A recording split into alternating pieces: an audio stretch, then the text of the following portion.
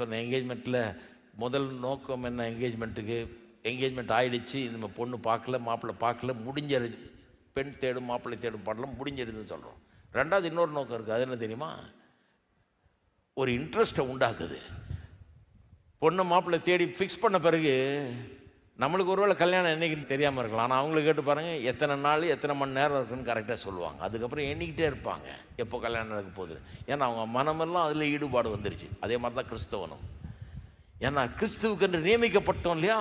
நியமிக்கப்பட்டதுனால எப்போவுமே எப்போ அவரை காண்போம், எப்போ அவரோடு இருப்போம் அப்படிங்கிற ஒரு ஆசை நமக்கு வந்துடுது. அதனால தான் பாருங்கள், சில நேரத்தில் இந்த சூன் அண்ட் வெரி சூன் ஒரு பாட்டு பாடுவேன். கொஞ்சம் காலந்தான் ராஜாதி ராஜனை காணுவோம். அந்த பாட்டு பாடும்போதெல்லாம் ஒரு இனம் புரியாத ஒரு சந்தோஷம் ஜனங்களுக்குள்ள. போகவே மாட்டாங்க. பை பை பை பைன்னு. எங்கே பை பை? அங்கே தான் நின்றுருக்கிறாங்க, யாரும் போக மாட்டேங்கிறாங்க.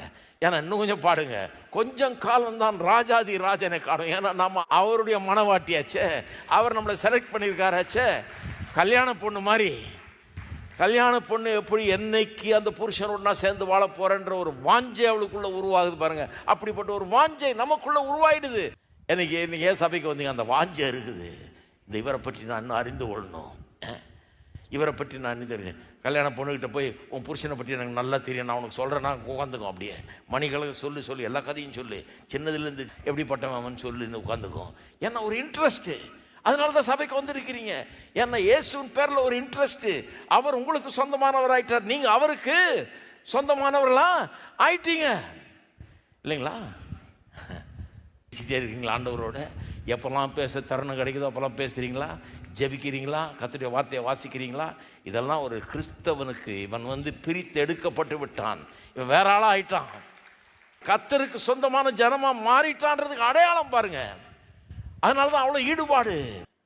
அப்புறம் மூணாவது ஒரு காரியமும் இருக்குது. அது என்னென்னா, நம்ம அந்த திருமண வாழ்க்கையில் வாழ்வதற்காக நம்ம ஆயத்தப்படுத்திக்கிறோம். கட்டில், பீரோ, மெத்தை, அது இதுன்னு போய் வாங்குகிறோம். எல்லாத்தையும் வீட்டுக்கு என்னெல்லாம் தேவையோ. ஏன்னா குடும்பம் நடத்துறதை பற்றி அவ்வளோ ஆசை, அதுக்குன்னு ரொம்ப ப்ரிப்பேர் பண்ணுறோம் இல்லையா? ஆயத்தப்படுத்திக்கிறோம். நம்ம சில நேரத்தில் இதெல்லாம் வாங்கிடுறோம். குண்டு சிமோர் கொண்டு கார் வரைக்கும் வாங்கிடுறோம், வீடு கூட வாங்கிடுறோம். ஆனால் இருதயத்தை வெற்றிக்காக ஆயத்தப்படுத்துவது கிடையாது. ஒன்றுமே இல்லாமலாம் ஆரம்பிக்கலாம். ஒன்றும் இல்லைங்க, தரையில் கூட படுத்துக்கலாம், ஒன்றும் இல்லை. உங்களுக்கு எத்தனை கட்டில் ஒன்று அப்புறம் வாங்கிக்கலாம். ஆனால் ஒரு வெற்றிக்கான இருதயம், விசுவாசம் உள்ள இருதயம், ஒரு மறுரூபமாக்கப்பட்ட மனம் இல்லைன்னா வாழ்க்கை வளமடையாது, வெற்றி அடையாது. அப்போ எல்லாத்தையும் வாங்கிறத விட இதை முதல்ல ரெடி பண்ணணும். இருதயத்தையும் மனதையும் திருமண வாழ்க்கைக்காக ரெடி பண்ண வேணும்.